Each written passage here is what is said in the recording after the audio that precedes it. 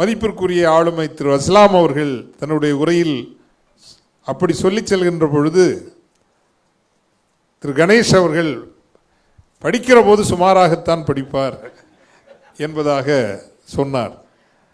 மிகுந்த மகிழ்ச்சி. காரணம், எனக்கும் சிறு வயதில் கணித பாடம் வராது. இங்கு கூட பலருக்கு யாருக்கெல்லாம் கணித பாடம் வராது எல்லாம் கை தூக்குங்களா. அரங்கு முழுதும் நமக்கு நண்பர்களாக இருக்கிறீர்கள், மிக்க மகிழ்ச்சி. அதுவும் இந்த அல்ஜிப்ரான்னு ஒரு சமாச்சாரம் இருக்கு பார்த்தீங்களா.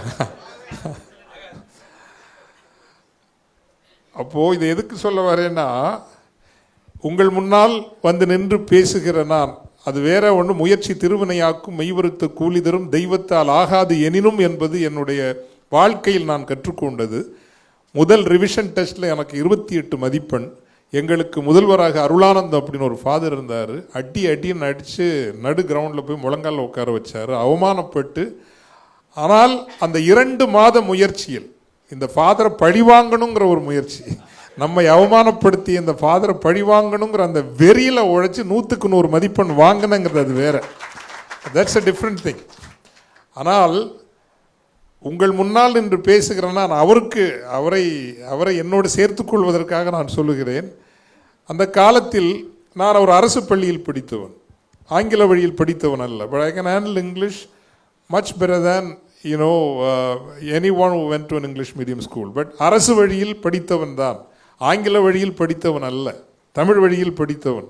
அதிலும் படிப்பிலும் ஒரு காலத்தில் ஒரு சாதி இருந்தது. அது என்ன சாதி என்றால், சாதிங்கிறது உண்மையிலேயே பிறப்பில் வருவது மட்டுமல்ல, அது ஒரு மனநிலை. ஃபாதர் ஒரு வகையாக வணக்கம் வைக்கணும், ரிசப்ஷனில் இருக்கிறவங்களுக்கு இன்னொரு வகையான வணக்கம் வைக்கணும், டிரைவருக்கோ மற்றவங்களுக்கோ எதுவும் வணக்கமோ மதிப்போ கொடுக்க வேண்டிய அவசியமே இல்லை. இது ஒரு மனநிலை இருக்கிறதில்ல, ஒரு படிநிலை மனநிலைங்கிறது வேரோடி போன ஒன்று. படிப்பிலும் கூட நமது காலத்தில் இருந்தது. இந்த மேத்தமேட்டிக்ஸ் சயின்ஸ்னா நம்பர் 1, பயாலஜி பாட்னி சுவாலஜினா நம்பர் 2, அக்கௌண்டன்சி காமர்ஸ்னா நம்பர் 3. ஒன்றுக்குமே உதவாதான் எங்கே வந்து சேரும், ஹிஸ்ட்ரி தமிழுக்கு வந்து சேரும். ஹிஸ்ட்ரி தமிழ் படித்து தான் நானும் ஒரு 52 நாடுகளுக்கு போயிட்டு இந்த இடத்துல வந்து நிற்கிறேன் அப்படின்னு நான். But unfortunately we treated also social sciences that way. நான் ஒரு சப்ஜெக்ட்டுக்கு வரல, ஏன்னா இது ரொம்ப முக்கியமான விஷயம். சோஷியல் சயின்சஸை நம்ம அப்படி தான் ட்ரீட் பண்ணோம். இன்றைக்கு வந்து சோஷியல் சயின்ஸை நம்ம திரும்ப கவனப்படுத்த வேண்டிய ஒரு காலம்னு நினைக்கிறோம். ஏன்னா உங்களுக்கு ஹரிகோபால் சார் ஒத்துக்குவேன், நம்மெல்லாம் படிக்கிறப்போ இந்த ஹிஸ்ட்ரி பேப்பர் வந்து படித்து எழுத வேண்டிய அவசியம் இல்லை, பக்கம் நிரப்புனா போதும். ஒரு பக்கத்துக்கு ஒரு மதிப்பெண் என்பது நம்முடைய கணக்கு இல்லையா. நானே பேப்பர் திருத்தி இருக்கிறேங்க. நான் 98 வந்து நான் பேப்பர் திருத்தி இருக்கிறேன் இன்னொரு ப்ரொஃபஸருக்காக, மெட்ராஸ் யூனிவர்சிட்டி. தமிழில் எழுதலான்னு அப்போ அனுமதிக்கப்பட்ட ஒரு ஆண்டு காலம். Critically evaluate the contributions of king Ashoka என்கிற ஆங்கில கேள்வி தமிழ்லையும் எழுதலான்னு தமிழையும் கொடுத்துருப்பாங்க. அசோகரின் பங்களிப்புகளை திறனாய்வு செய்து எழுதுங்கன்னா நான் திருத்தின பேப்பரை சொல்கிறேன். அவன் எழுதுனான் பாருங்க, அசோகர் மரங்கள் நட்டார், அசோகர் சாலைகளின் வலதுபுறத்திலும் மரங்கள் நட்டார், இடதுபுறத்திலும் மரங்கள் நட்டார், அசோகர் காய்க்கும் மரங்கள் நட்டார், பூக்கும் மரங்கள் நட்டார், பழங்கள் பழுக்கும் மரங்கள் நட்டார். அந்த பழங்களை காகங்கள் வந்து தின்றன, குயில்கள் வந்து கொத்தின, மயில்கள் வந்து தம் கட்டி 1.5 பக்கம் எழுதிட்டான். சரி போனா போகுது, 1.5 மார்க் போடலான்னு பேனாவை எடுத்தா, திருத்திர வாத்தியார் எவ்வளவு பெரிய முட்டாள்னு நினைக்கிறான்னா, ஒரு பஞ்ச் லைன் வச்சு முடிச்சிருந்தான் பாருங்க, மரமா நட்டார் அவர் அப்படின்னு ஒரு ஆச்சரிய குறி போட்டு முடிச்சிருந்தார். So we also treated social sciences that way. Nevertheless, இதை எதற்கு சொல்லுகிறேன் என்றால், அவர் படிப்பில் சுமாராக இருந்திருக்கலாம், ஆனால் பண்பில், தலைமைத்துவ பண்பில் இன்று அவர் மிக உயர்ந்து நிற்கிறார். அவருக்கு நாம் ஒரு பெரிய கரவொலியை கொடுக்க வேண்டும். நானும் ஹரிகோபாலன் சாரும் ஒரு ஊர்க்காரர்கள், ஒரே பள்ளியில் படித்தவர்கள், கால்பந்து விளையாட்டு வீரர்கள். எனக்கு வயதில் மூத்தவர் அவர். வயதை சொல்லக்கூடாது, ஏன்னா நீங்கள் அவரை ஒரு மாதிரி பார்க்க ஆரம்பிச்சிடுவீங்க. இருந்தாலும் ஒரு அவருடைய அந்த வெற்றி என்பது, நான் ஒரு கிறிஸ்தவனாக இருந்தாலும் என்னுடைய தந்தையார் ஒரு இந்து, தீவிர இந்து. எங்கள் குடும்பத்திற்கு 3 கோயில்கள் உண்டு. ஒரு சிவன் கோயில் உண்டு, ஒரு முருகன் கோயில் உண்டு, ஒரு காளி கோயில் உண்டு. காளி கோயில் எனது பெயரில் தான் ஒரு 10 ஆண்டுகளுக்கு முன்பு வரை இருந்தது. எங்கள் தாத்தா அந்த காளி கோயில் சிறு தெய்வமாக இருக்கிறார். அதுதான் என்னுடைய பயண வழியில் நான் இளையராஜா அவர்களை ஹங்கரி, நியூயார்க் அழைத்து கொண்டு திருவாசகத்தை சிம்பனியில் ப்ரொடியூஸ் பண்ணது ஃபாதர் ஜெகத் கஸ்பார் தான். எதற்காக என்று வேற ஒன்றும் இல்லை, 2 நோக்கங்கள் இருந்தது. ஒன்று, எனக்கு இந்த சைவர்களாக இருப்பீர்கள், வைணவர்களாக இருப்பீர்கள். நான் திருவாசகத்தில் எனக்கு ரொம்ப பிடிச்ச ஒரு விஷயம், என்னுடைய ஒரு அடி நம்பிக்கையை ஒட்டி போனது அது. இறைவன் ஒருவனாகத்தான் இருக்க முடியும். ஒருவனுக்கு மேல் இறைவன் என்றால் இறைவனே கிடையாது. நீங்கள் இப்போ வெள்ளூரில் வந்து திமுக, அண்ணா திமுக, பிஜேபி, கம்யூனிஸ்ட்லாம் இருக்கலாம். பரலோகத்தில் இப்போ கடவுளர்கள் கட்சி வச்சுருந்தாங்கன்னா எப்படிங்க? பரலோகம் தாங்க முடியாது இல்லைங்களா? கடவுளர்கள் கட்சியெல்லாம் வச்சுருக்க முடியாது. அது ஒரு கடவுளாக மட்டும்தான் இருக்க முடியும். அதை நான் திருவாசகத்தில் தரிசித்தேன் மாணிக்க வாசகரிடம். நமச்சிவாய வாழ்க நாதன் தாழ் வாழ்க இமைப்பொழுதும் என்னெஞ்சில் நீங்காதான் தாழ்வாழ்க கோகழியாண்ட குருமனிதன் தாழ்வாழ்க ஆகமும் ஆகி நின்று அன்னிப்பான் தாழ்வாழ்க ஏகன் அநேகன் இறைவனடி வாழ்க என்கின்ற அந்த புள்ளியில் தான் திருவாசகத்தை நோக்கி என்னுடைய ஈர்ப்பு தொடங்கியது. ஒருவனாக இருக்கிறவன் பலராக இங்கு பார்க்கப்படுகிறவன் என்கின்ற அந்த கோட்பாடு சாதாரண கோட்பாடு அல்ல, மிகப்பெரிய கோட்பாடு. தமிழ் அதை உருவாக்கியது. ஒன்றே குலம் ஒருவனை தேவன் என்று சொன்னது யார்?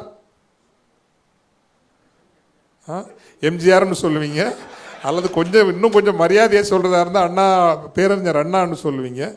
ஆனால் சொன்னது தெரியல பார்த்தீங்களா? ஒன்றே குலம் ஒருவனை குலம் ஒருவனை தேவன் சொன்னது திருமூலர் சொன்னது. திருமூலர் தான் எத்தனை 1000 ஆண்டுகளுக்கு, எத்தனை 100 ஆண்டுகளுக்கு முன்பு ஒன்றே குலம் ஒருவனே தெய்வன் என்கின்ற அந்த கோட்பாடு பிறப்பு ஒக்கும் எல்லா 1945 வந்து ஐக்கிய நாடுகள் அவை சொல்கிறான் universal equality of human beings. But 2000 ஆண்டுகளுக்கு முன்பு பிறப்பு ஒக்கும் எல்லா உயிர்க்கும்னு சொல்ல முடியுது பார்த்தீங்களா? அந்த தமிழ், அது ஏன் நான் தமிழை பிடிச்சிக்கிறேன்னா பல விஷயம் உண்டுங்க.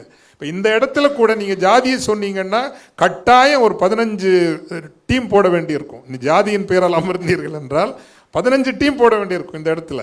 மதத்தை சொன்னீர்கள் என்றால் கிறிஸ்தவர்களுக்கு மட்டுமே ஒரு 5 டீம் போட வேண்டியிருக்கும். பெண்டிகாஸ்ட், சிஎஸ்ஐ, ரோமன் கேத்தலிக்கு அப்படின்னு 5 டீம் போட வேண்டியிருக்கும். ஆனால் இந்த அரங்கை கூட ஒன்றாக வைத்திருக்க முடியும் என்றால் தமிழால் மட்டும்தான் ஒன்றாக வைத்திருக்க முடியும். இன்னொன்னுங்க, எனக்கு தெரிந்த ஏன் இந்த தமிழ்னு சொல்றது, இது ஒன்று நான் ஒன்றும் ஐ எம் நாட் அ சாவனிஸ்ட் கிடையாது. அதாவது ஒரு மொழியை பேசுவதால் மட்டுமே நாம் நல்லவர்களாகிவிட முடியாது. ஆனால் நல்லவை அனைத்தையும் இந்த மொழி தந்திருக்கிறது என்பதால் தான் இந்த மொழியை நம்ம பற்றி பிடிச்சிட்டு இருக்கிறோம். காரணம், எனக்கு நான் வந்து ஹீப்ரூ கிராமட்டிக்கலி படிச்சிருக்கேன். I mean I cannot speak, but then கிராமரை நான் இன்டர்பிரட் பண்ண முடியும். கிரீக் மொழியை நான் grammatically I can interpret Greek. Latin மொழியை வந்து கிராமட்டிக்கலி ஐ கேன் இன்டர்பிரட். அப்புறம் இங்கிலீஷ், தமிழ். ஆனால் நான் அறிந்த மொழிகளில்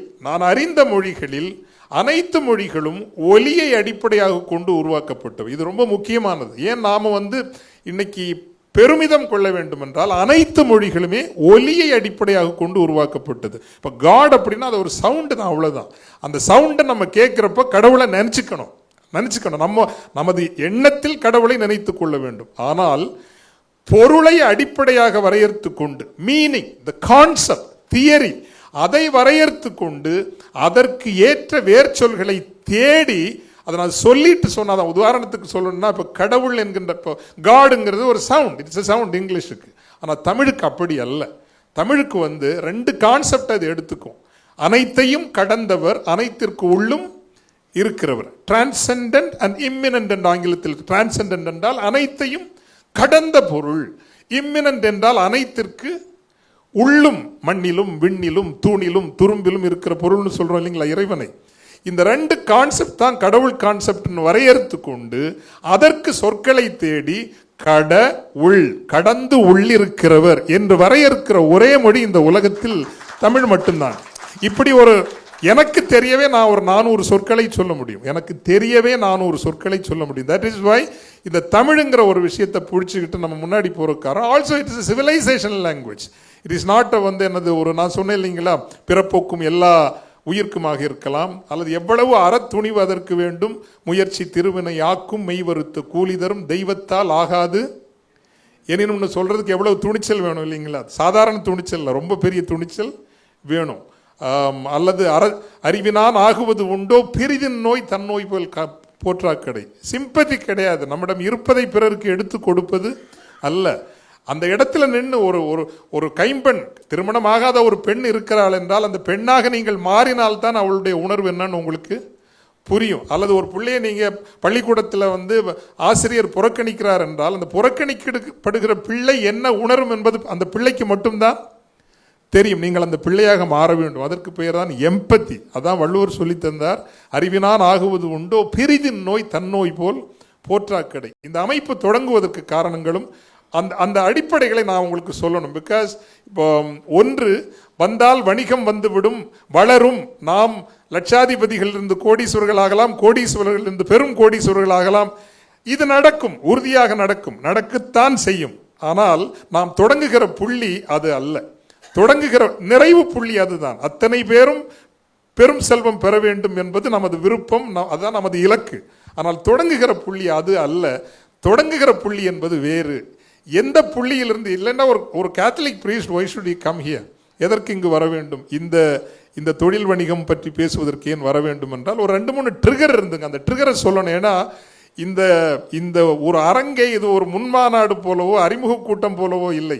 இதுவே ஒரு தொழில் வணிக மாநாடு போலத்தான் வெள்ளூர் நடத்தி காட்டி இருக்கிறது. உண்மையிலேயே இந்த அமைப்பினுடைய சிறப்பே மிகப்பெரிய மனித இந்த அமைப்பு மட்டும்தாங்க. நான் சொல்றேன் இல்லைங்களா, 5 லட்சம் 10 லட்சம் என்று தொழில் பண்றவங்களும் இதில் இருக்காங்க.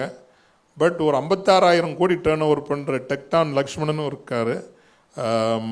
அல்லது உங்க ஊர் பக்கத்தில் குடியாத்தில் இருந்து ஒருத்தர் இருக்காருங்க. அவர் அமெரிக்காவில் இருக்கார். நான் லண்டன் மாநாட்டுக்கு வரணுங்கிறதுக்காக நான் அவருக்கு ஃபோன் பண்ணுறேன். அவர் எனக்கு அங்கே டோக்கியோ அப்படி எங்கே ஒரு ஃபங்க்ஷன் இங்கே இருக்குது. அப்போ எனக்கே நான் பார்த்தேன், இல்லையா அப்போ அடுத்த மாநாட்டில் இல்லை ஃபாதர் நீங்கள் தமிழுக்காக பண்ணுறீங்க, நான் எப்படியா வரணும், டோக்கியோவில் நான் எப்படியா அந்த ஃப்ளைட்டை பிடிச்சிடறேன், otherwise I will fly my jet அப்படிங்கிறார். ஐ வில் ஃப்ளை மை குடியாத்துக்காரரு கணேஷ் ராதாகிருஷ்ணன் ஃபெக்கி ஏஐன்னு போட்டு பாருங்க தெரியும். அவர் கடைசியாக வித்த கம்பெனி $400 மில்லியன் ஃபெக்கி ஏ. அவரெல்லாம் உண்மையிலே அவரை பார்த்தீங்கன்னா நீங்கள் பக்கத்தில் போக மாட்டீங்க. ஏன்னா இவர் நம்மகிட்ட ஏதாவது லோன் ஏதாவது கேட்டுருவாரோன்னு பயந்து போக மாட்டீங்க. அவ்வளவு எளிமையாக அமர்ந்திருப்பார்.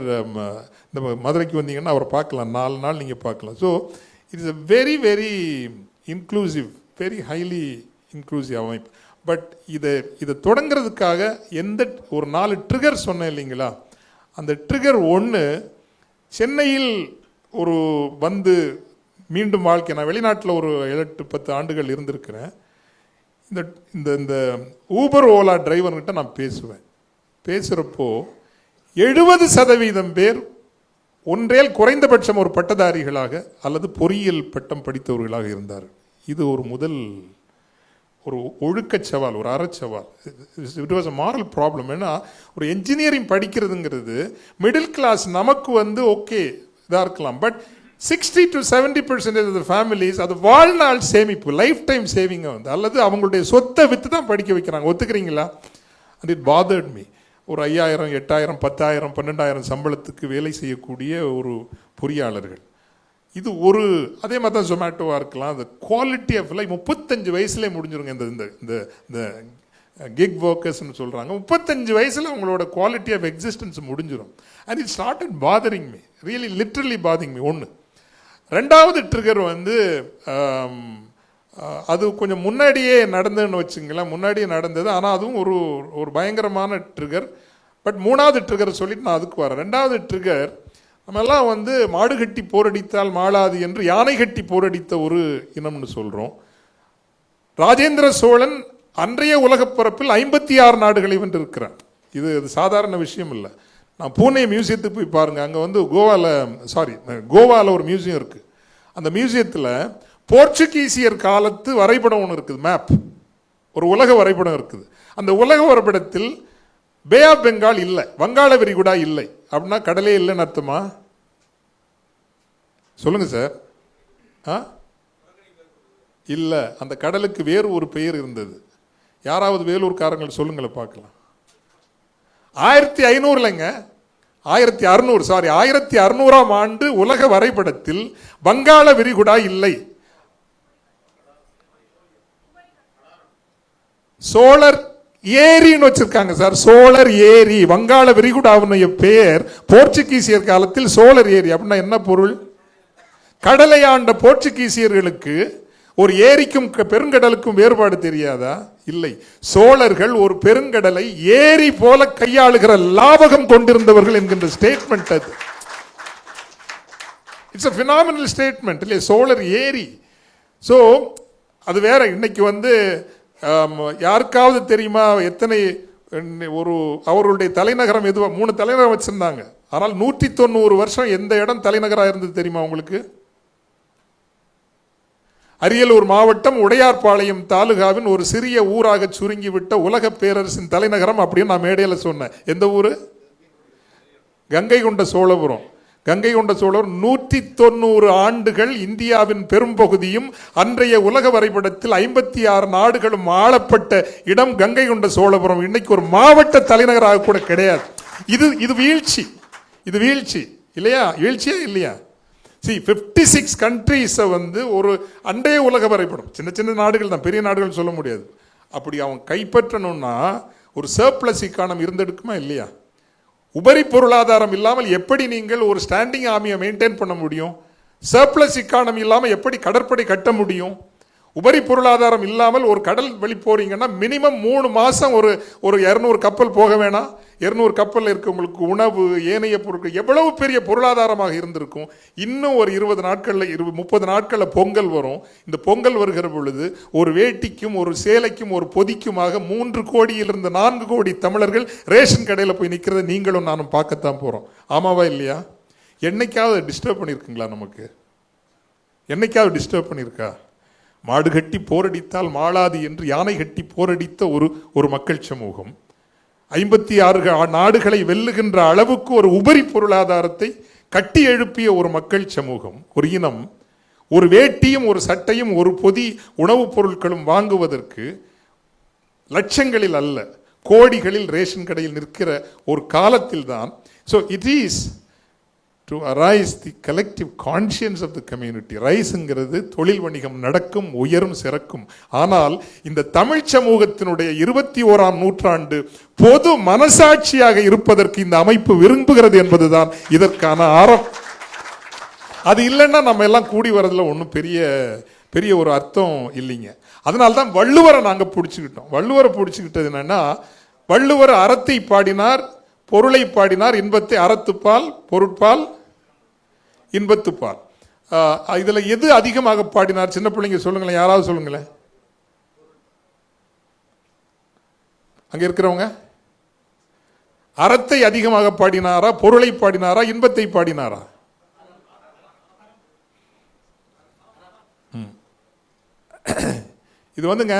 இது வந்து நமக்கு இந்த மதங்கள் நமக்கு செய்த ஒரு பெரிய பிரச்சனை. அதுக்கு கத்தோலிக்கம் ரொம்பவே தப்பு பண்ணியிருக்குன்னா, ஏதோ நம்ம ஊரில் பணக்காரனாக இருந்தாலே அவன் குற்றவாளிங்கிற மாதிரி பார்க்க கற்றுக் கொடுத்துட்டோம். அந்த செல்வம்ங்கிறதே போதும் என்ற மனமே பொன் செய்யும் மருந்து இப்படிலாம் சொல்லி கொடுத்து நம்மளை கெடுத்ததில் வந்து சாரி டு சே நம்ம முக்கியமான எல்லா மதங்களுக்கும் ஒரு பங்கு உண்டு. இஸ்லாம் அப்படி இல்லைன்னு நினைக்கிறேன். ஆனால் மற்ற மதங்கள் எல்லாமே நீ வந்து இந்த உலகமே போய், இந்த வாழ்க்கையே போய், இந்த உடம்பே போய், எல்லாமே போய், அப்புறம் எதுக்கியா இந்த ஊரில் இருக்கிறோம்? நம்ம எல்லாம் நேராக போயிட வேண்டியதானே ஏதாவது டிக்கெட் எடுத்து. இது வந்து ஒரு வகையான ஸ்கிசோஃப்ரெனிக் எக்ஸிஸ்டன்ஸ் இந்த உலகம். இறைவன் என்னை பொறுத்தவரையில் இதைவிட ஒரு அழகான உலகை படைத்து பரிசாக தர முடியாது. இது அழகான உலகம் என்பது என்னுடைய நம்பிக்கைங்க. இந்த வாழ்க்கை அழகான ஒரு வாழ்க்கை, அன்பும் சகோதரத்துவமும் சிரிப்பும் பகிர்தலுமான ஒரு வாழ்க்கை என்பது அழகான ஒரு வாழ்க்கை. இருக்கிற வரைக்கும் கண்ணியமாகவும் உயர்வாகவும் வாழ்வதற்கான ஒழுங்கை ஒவ்வொரு மனிதனுக்கும் செய்து கொடுக்க வேண்டியதுதான் நமது கடமையை தவிர இந்த வாழ்க்கையை நிராகரிப்பது அல்ல. அதைத்தான் வள்ளுவம் கற்றுத்தந்தது.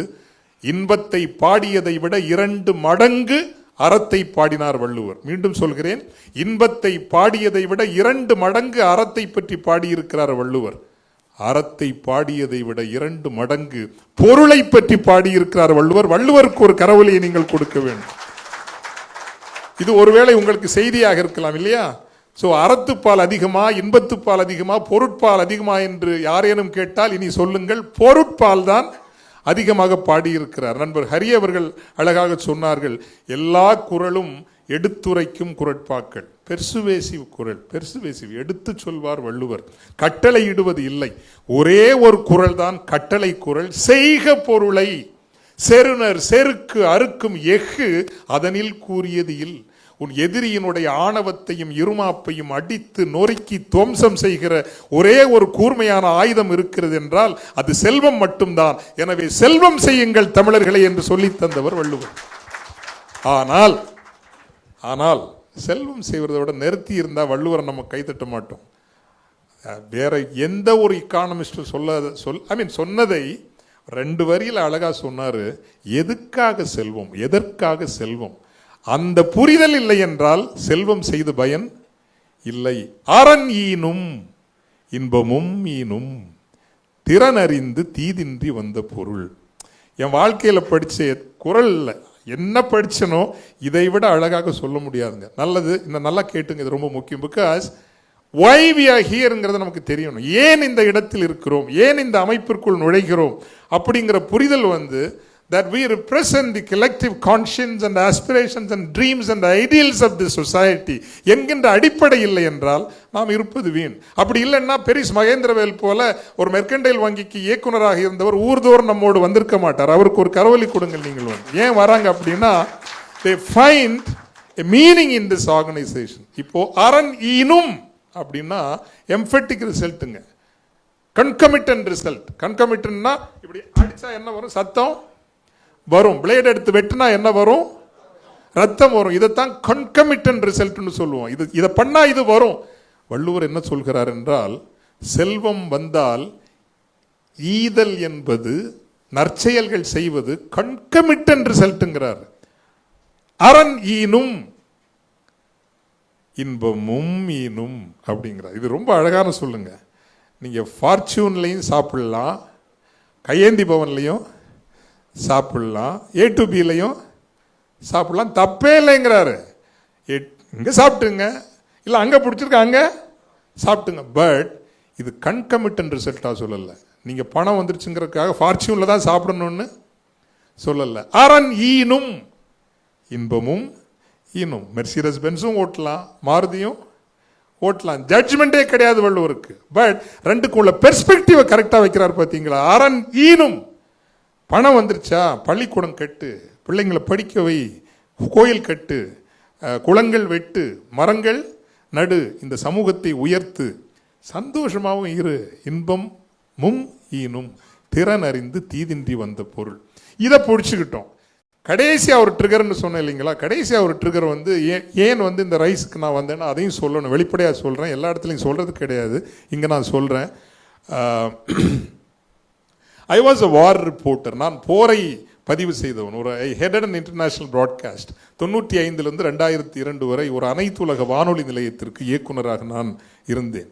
அந்த பொறுப்பு என்னை இலங்கையினுடைய உள்நாட்டு போர், ஈழப்போருக்கு என்னை அழைத்து சென்றது. அந்த போரை நேரில் காண்கின்ற ஒரு துர்பாக்கியம் அல்லது ஒரு ஹிஸ்டாரிக் ஆப்பர்ச்சுனிட்டி எனக்கு கிடைத்தது. அப்போ கடைசியாக 2009 ஒரு 2 மாதத்தில் 1.5 லட்சம் தமிழர்களை கொன்னாங்க. உங்களுக்கு தெரியும், இந்த முள்ளிவாய்க்கால் படுகொலைகள் உங்களுக்கு தெரியும். அப்போது அந்த அமைதி முயற்சிகளுக்கு விடுதலை புலிகள் இயக்கத்தை கூட்டிக் கொண்டு வந்தது ஐரோப்பிய நாடுகளினுடைய சில ஈடுபாடு உண்டு. அதில் ஈடுபட்டிருந்த ஒருவரை எனக்கு நன்றாக தெரியும். ஒரு நாட்டினுடைய முக்கிய ஒரு அதிகாரியாகவும் வெளியுறவு அமைச்சராகவே இருந்தவர். அவரை பின்னாளில் நான் சந்தித்து ஒரு தேநீர் சந்திப்பில் அவரை பார்த்து கேட்டேன், ஏன் எங்கள் மக்களை கைவிட்டீர்கள்? புலிகளுக்கும் இந்தியாவுக்கும் பிரச்சனை, உலகத்திற்கும் பிரச்சனை, அவர்களை நீங்கள் சண்டையிடுகிறீர்கள், அது போர். ஆனால் 1.5 லட்சம் மக்களை அழித்த போது நீங்கள் அந்த மக்களை காப்பாற்றவில்லையே, உங்களை நம்பித்தானே பேச்சுவார்த்தைக்கெல்லாம் வந்தார்கள், நீங்கள் அந்த மக்களை காத்திருக்க வேண்டும் அல்லவா என்று அவரை கேட்டபோது ஒரு 30 வினாடிகள் அமைதியாக இருந்துவிட்டு அவர் சொன்னார், யூனோ ஃபாதர், ஆங்கிலத்தில் சொல்லிவிட்டு தமிழில் சொல்கிறேன், you know father, in global power politics, if you are not sitting on the high tables of power to eat, you could possibly be the menu அப்படின்னார். அதாவது இந்த உலகத்தினுடைய அதிகார ஒழுங்கு எப்படிப்பட்டது என்றால், அதிகாரத்தின் உயர் மேஜைகளில் உட்கார்ந்து சாப்பிடுகிறவர்களாக நீங்கள் இல்லை என்றால் ஒருவேளை சாப்பிடப்படுகிற உணவாக நீங்கள் இருப்பீர்கள். ஒருவேளை சாப்பிடப்படுகிற உணவாக இருப்பீர்கள். So therefore that day I decided, அந்த நாளில் நான் முடிவு செய்தது, நாம் என்னதான் பெரிய நாகரிகம் மொழி என்று சொல்லிக் கொண்டாலும் உலகத்தில் நாம் வலிமையற்றவர்களாகத்தான் இருக்கிறோம். உலகத்தில் நாம் வல்லமை இல்லாதவர்களாகத்தான் இருக்கிறோம். இந்த வல்லமை எப்படி வரும் என்றால், என்று இந்த சமூகம் ஒரு மாபெரும் பொருளாதார சக்தியாகவும் அறிவு சக்தியாகவும் எழுகிறதோ அன்றுதான் இது உலக அளவில் வல்லமை பெறும். தனி மனிதர்களாக வெல்வது அல்ல. It's not winning individuals. Winning individuals அல்ல, தனி மனிதர்களாக வெல்லுவதல்ல. ஒரு சமூகமாக நீங்க ஒரு டெலிபோன் எடுத்து கேபினட் செக்ரட்டரிட்ட பேசுற அந்த இது இருக்கணும். கேபினட் செக்ரட்டரி பேசணும். ஒரு சமூகமாக உங்கள் சார்பில் யாரேனும் ஒரு ட்ரம்புக்கு போன் போடுற அளவுக்கு நீங்க பெரிய அளவில் இருக்கணும்.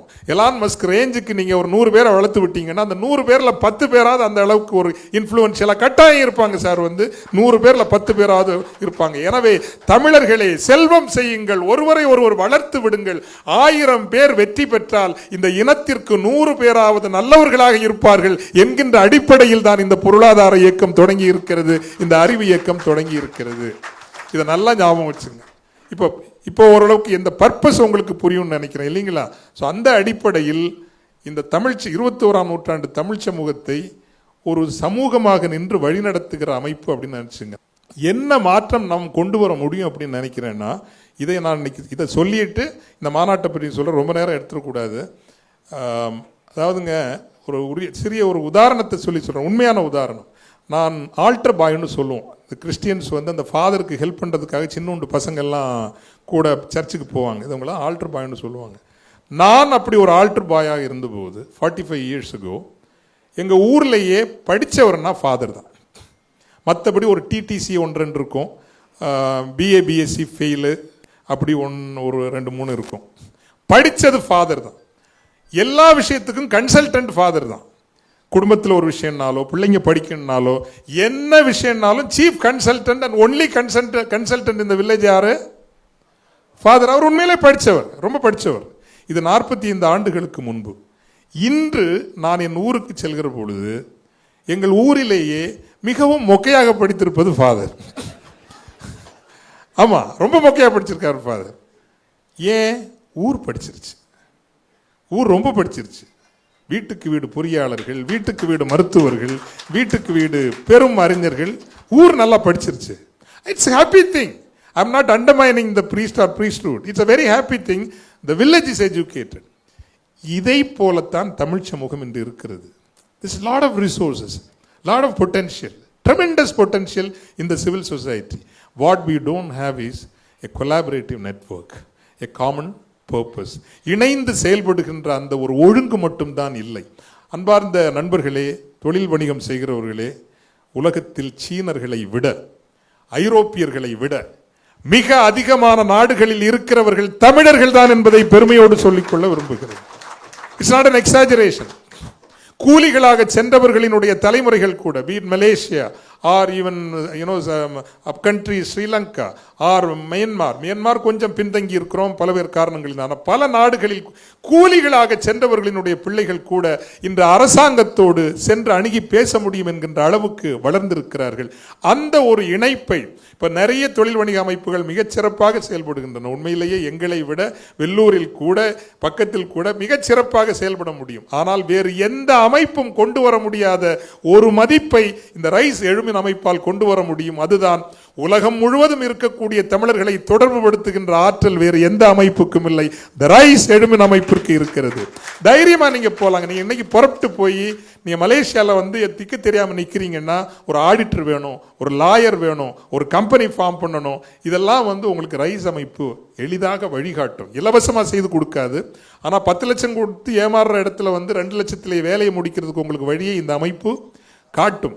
நீங்கள் சுவிட்சர்லாந்துக்கு போனீங்கன்னா ஜூரிச் ஏர்போர்ட்லேயே நம்முடைய ஆஃபீஸ் இருக்குங்க. ஜூரிச் ஏர்போர்ட்லேயே ஒரு ஆஃபீஸ் வைக்கிற அளவுக்கு அங்கே இருக்கக்கூடிய நமது தலைவர் அங்கே இருக்கக்கூடிய லாஜிஸ்டிக்ஸை கண்ட்ரோல் பண்ணுறாரு. ஒரு ஓமான் நாட்டுக்கு நீங்கள் இப்போ நம்ம ஃபுட்வேர் சொன்னார் அஸ்லாம் பிரதர், நீங்கள் ஃபுட்வேர் சொன்னீங்க. இன்ஃபேக்ட் மதுரை மாநாட்டில் ஒரு 6 துறைகளை கவனப்படுத்த முயல்கிறோம். நம்மளால் பெரிய செய்ய முடியதில்லை, பட் கவனப்படுத்துகிறோம். டெக்ஸ்டைலை கவனப்படுத்துகிறோம், ஃபுட்வேரை கவனப்படுத்துகிறோம், அக்ரி அண்ட் ஃபுட் ப்ராடக்ட்ஸை கவனப்படுத்துகிறோம், ஐடி துறையை கவனப்படுத்துகிறோம், மேனுஃபேக்சரிங் இதை அமெரிக்கா வரிவிதிப்பினால் எந்தெந்த துறைகள் பாதிக்கப்பட்டிருக்கிறதோ அந்த துறைகளை எல்லாம் எங்கள் அளவில் நாங்கள் கவனப்படுத்த முயல்கிறோம். ஒரு நெட்வொர்க்கில் பண்ண முடியும். இப்போ ஃபார் எக்ஸாம்பிள் எங்களால் என்ன உதவ முடியும்னா, ஒமான் கவர்மெண்ட்டில் உள்ள நம்பர் 1, ஈவன் கிங்கோடைய உங்களுக்கு ஒரு அப்பாயின்மெண்ட், கிங்கோட அப்பாயின்மெண்ட் வேணா 1 டேல பண்ணி தர முடியும். ஒரு அமைச்சரோட அப்பாயின்மெண்ட் வேணா நீங்கள் ஏர்போர்ட்டில் இறங்கி ஹோட்டலில் போய் குளிச்சு முடிக்கிறதுக்குள்ள எங்களால் ஒரு அப்பாயின்மெண்ட் வாங்கி கொடுக்க முடியும் என்கின்ற அளவுக்கு இந்த அமைப்பு ஒரு வலைப்பு நிலை உருவாக்கி இருக்கிறது. வி கேன் கிரியேட் இந்த தொடர்புகளை ஏற்படுத்துவது. அதனால் மதுரைக்கு அழைக்கிற போது ஒரு மாநாட்டிற்கு வருவதாலேயே தொழில் வணிகம் என்று நினைத்து ஏமாந்து விடாதீர்கள், தயவு செய்து அப்படி வராதிங்க. அதெல்லாம் அவ்வளவு ஒரு மாநாட்டிலேயே எல்லோருக்கும் தொழில் வணிகம் எல்லாம் நடந்து விடாது. ஆனால் வருகின்ற போது, திரும்பி வருகின்ற பொழுது குறைந்தபட்சம் ஒரு 700 விசிட்டிங் கார்டோடு வருவீங்க, 700 முகவரிகளோடு வருவீர்கள், 700 நண்பர்களோடு வருவீர்கள் என்பதுதான் இந்த மாநாட்டினுடைய சிறப்பு. இப்போ 55 நாடுகள், நாடுகள் இப்போது அரௌண்ட் சுவிட்சர்லாந்திலேருந்து மட்டுமே 100 பேர்கிட்ட வராங்க. குரோஷியாவில் தொழில் பண்ணுற ஒரு 4-5 பேர் வராங்க. ரஷ்யாவில் தொழில் பண்ணுற ஒரு 3-4 பேர் வராங்க. இப்படி நாம் நினைத்து பார்க்காத இடங்களில் இருந்தெல்லாம் தமிழர்கள் வருகிறார்கள். அவங்களோட நீங்கள் கட்டையை நீங்கள் வாங்கிக்கலாம். அது இந்த மாநாட்டு அல்லது இத்தனை நாடுகளுக்கு சென்று வர வேண்டும் என்றால் ஒரு மினிமம் நீங்கள் ஒரு 4 கோடி ரூபாய் செலவழிக்க வேண்டியிருக்கும். 50-55 நாடுகளுக்கு சென்று வர வேண்டும் என்றால் ஒரே இடத்துல அத்தனை பேரையும் நம்ம பார்க்க போகிறோம். அதுக்கு செலவு என்ன, ஒரு 15,000 ரூபா ரெஜிஸ்ட்ரேஷன். ஒரு மதுரை காஸ்ட் ஆஃப் இதெல்லாம் கொஞ்சம் ரொம்ப குறைவு தான். சேவூர் பாண்டியன், செட்டிநாடு இல்லையே, நம்ம செட்டிநாடு காரைக்குடி சமையல் 3 நாளும் அமர்க்களப்படுத்தலான்னு வச்சுங்களேன். ஸோ ஒரு எக்ஸ்பீரியன்ஸ் தான் முதல்ல, ஒரு மாபெரும் ஒரு எக்ஸ்பீரியன்ஸ். என்ஜினியர்ஸுக்கு தனி ட்ராக் நடக்கும், டாக்டர்ஸுக்கு தனி ட்ராக் நடக்கும், பெண்களுக்கு தனி ட்ராக் இருக்கும். சேர்ந்து எல்லாரும் தொழில் வணிக பரிமாற்றங்கள் நடக்கும். ஒரு அற்புதமான ஒரு அனுபவமாக இந்த அனுபவம் மதுரை மாநாட்டில் நீங்கள் இருக்கும். அதனால தான் உங்களை வர சொல்ல. எபவ் ஆல் நீங்கள் மிகப்பெரிய ஆளுமைகளை மிக அருமையில் பார்க்கலாம். கேன் யூ பிலீவ் மைக்ரோசாஃப்டுடைய அமெரிக்க ஏஐ ஆர்டிஃபிஷியல் இன்டெலிஜென்ஸ் பிரிவுக்கு இயக்குனராக இருக்கிறவர் ஒரு தமிழர், ஈரோட்டுக்காரர், செசில் சுந்தர்ங்கிற பேர். அவரும் 3 நாள் நம்மளோட உட்காந்துருப்பாருங்க. சாதாரணமாக உட்காந்துருப்பார். கன்ஃபார்ம் பண்ணிட்டார். Wall Street கேள்விப்பட்டிருக்கீங்கல்ல? வால் ஸ்ட்ரீட்டில் ஒரு தமிழன் இருக்கிறது சிறப்பில்லை. ஆனால் வால் ஸ்ட்ரீட்டில் குவான்டிடேட்டிவ் அனலிஸ்ட், அதுவும் ரெனசான்ஸ் டெக்னாலஜிஸினுடைய ரெப்ரசன்ட் பண்ணி number 1 funding organisation in the world, அதுக்கு ஒரு அனலிஸ்டாக இருக்கிறவர் ஒரு தமிழன் என்பது சிறப்பு அல்ல. ஆண்டிப்பட்டி தமிழன் என்பது சிறப்பு. ஒரு ஆண்டிப்பட்டி தமிழன் தான் வால் ஸ்ட்ரீட்டினுடைய ஒரு சீஃப் குவான்டிட்டிவ் அனலிஸ்டில் ஒருத்தர் இருக்கார். ஜப்பான் மார்க்கெட்டுக்கு அமெரிக்காக்காரன் இன்வெஸ்ட் பண்ணலாமா பண்ண வேணாமாங்கிறத சொல்கிறது பாலா சுவாமிநாதன்கிற ஒருத்தர். 3 நாளும் நம்ம கூட இருப்பார். இப்படிப்பட்ட ஆளுமைகளை எல்லாம் நீங்கள் அருகிலேயே பார்க்கலாம். ஆனால் மீண்டும் சொல்கிறேன், தொழில் வணிகம் உடனேயெல்லாம் நடந்து விடாது. ஒரு 20 to 30% தான் உடனடி தொழில் வணிகம் நடக்கும். ஆனால் தொடர்ந்து வந்தால் உண்மையிலேயே உயர்வோம். அதைவிட மிக முக்கியமாக இந்த 2 விஷயங்களை சொல்லி முடிச்சிடுறேன். இது ஒரு இதயம் உள்ளவர்களின் கூடாரம். இன்னைக்கு வரைக்கும் 16 மாநாடு நடந்திருக்குங்க. நாங்கள் பெண்களுக்கு சம மதிப்பு, it's a liberal organization, very very liberal organization. But I am someone who believes ஒரு லிபரல் தான் அதிகமான கட்டுக்கோப்புடன் இருக்க வேண்டிய கடமை உள்ளவர். மீண்டும் சொல்கிறேன், only a liberal has to be more disciplined. I am a liberal intellectually, in other everyday life I am a liberal. You can be a liberal only if you are a disciplined person. 16 மாநாடுகள் நடத்தி இருக்கிறோம். இன்று வரைக்கும் யாரேனும் பெண்களோடு தவறாக பேசினார்கள், நடந்து கொண்டார்கள் என்று ஒரு குற்றச்சாட்டு கூட இந்த அமைப்பை பற்றி வரவில்லை என்பது இந்த அமைப்பு தனக்கு தானே கொடுத்திருக்கிற ஒரு அறம். ஒரு அழகான ஒரு கல்ச்சருக்குள்ள வரீங்க. மனித இதயம் உள்ளவர்களினுடைய ஒரு கூடாரம் என்பதை ஒரு சின்ன நிகழ்வின் மூலம் சொல்லுகிறேன். ஜூன் மாதம் 9ஆம் தேதி, இந்த ஜூன் மாதம் 9ஆம் தேதி கத்தார் நாட்டிலிருந்து இந்திய குழுமம், ஹரியானா, பஞ்சாப், கேரளா, தமிழ்நாடு எல்லாம் கென்யா நாட்டுக்கு டூர் போகிறாங்க. ஒரு பெரிய விபத்து, இடத்திலேயே 5 பேர் இறந்து விடுகிறார்கள், பலர் படுகாயம். It takes 28 hours for the Indian embassy to reach the place. தாமதமாக போகல, அவ்வளோ நேரம் ஆகும். It took, because காட்டு மலை வழிப்பாதை, it took 28 hours for the Indian embassy to reach. இப்போ கத்தாரில் இருக்கிற நம்ம ரைஸ் அமைப்பு ஒரு செய்தி எனக்கு சொல்கிறாங்க, ஏதாவது நம்ம பண்ண முடியுமான்னா, நான் வேற ஒன்றும் பண்ண முடியாது. இந்த செய்தியை நம்ம அமைப்புக்கு 384 வாட்ஸ்அப் குழுக்கள் இருக்குங்க. அப்போ என் கதி எப்படிப்பட்ட கதின்னு நீங்கள் பாருங்கள். 384 வாட்ஸ்அப் குரூப்ஸ். இதில் ஒரு செய்தி போடுறேன், போட்ட அடுத்த 5வது நிமிடமே ஒருத்தர் ஃபோன் லைனில் வரார். You will be surprised and shocked. தஞ்சாவூரை சார்ந்த ஒரு தமிழர், முகமது ஈகியா அவருக்கு பேர். அவர் தான் உலகத்தினுடைய பூச்சந்தையில் 14% கட்டுப்படுத்துகிறவர், ஒரு தஞ்சாவூர் தமிழர். அவர் இந்த விபத்து நடந்த இடத்திற்கு அருகில்னா ஒரு 2 கிலோமீட்டர் 2 hours டிரைவ் இடத்துல 25,000 ஏக்கர் பூத்தோட்டம் வச்சிருக்கிறாரு. 25,000 ஏக்கர்ஸ் நினைத்து பார்க்க முடியாத ஒரு இடத்துல பூத்தோட்டம் வச்சிருக்கிறாரு. இதை சொன்னதுமே don't worry father, I will move my entire top management to that place. என்னுடைய மேல் நிர்வாகம் முழுவதையும் நான் அந்த இடத்திற்கு அனுப்பி விடுகிறேன்னா அனுப்பி வச்சு அவரும் நேராக போய் அத்தனை பேரையும் மருத்துவமனையில் அனுமதித்து படுகாயமுற்றவர்களையும் சிறப்பாக பராமரித்து அத்தனை பேரும் தத்தமது ஊருக்கு விமானம் ஏற்றப்படுகிற வரை அந்த நிர்வாகம் அங்கு நின்று வேலை செய்தது. And this is rice. இதுதான் ரைஸ். வேற நம்ம தொழில் வணிகம் நடக்குங்க, நிறைய பேர் நடக்கும். இந்த இந்த இந்த இனத்திற்காக, இந்த சமூகத்திற்காக and I also want to make a personal statement here. I come from a very humble background. மிக எளிமையான ஒரு பின்புலத்திலிருந்து தான் வருகிறேன். ஆனால் 28.5 வயதிலேயே உலக பரப்பிற்கு என்னை இறை அல்லது ஏதோ ஒரு அதிர்ஷ்டம் அழைத்து சென்றது. அந்த இடத்துல ஒழுங்காக இருந்திருந்தாலே இன்னைக்கு போப்பாண்டவரை செலக்ட் பண்ணுற அந்த கருதினால் கூட்டத்தில் நானும் ஒரு ஆளாக இருந்திருக்க முடியுங்கிறது எனக்கு தெரியும். அதையெல்லாம் விட்டு தமிழை பிடிச்சிக்கிட்டனால தான் வேலூரில் இன்னைக்கு நான் கத்திட்டு இருக்கிறேன். இல்லைன்னா அதற்காக மகிழ்ச்சி அடைகின்றேன், பெரும் மகிழ்ச்சி அடைகின்றேன், உண்மையிலே பெரிய மகிழ்ச்சி அடைகின்றேன். தமிழை பற்றி கொண்டதை போல வேறு இன்பம் என் வாழ்வில் வேறு எதுவும் கிடைத்தது இல்லை.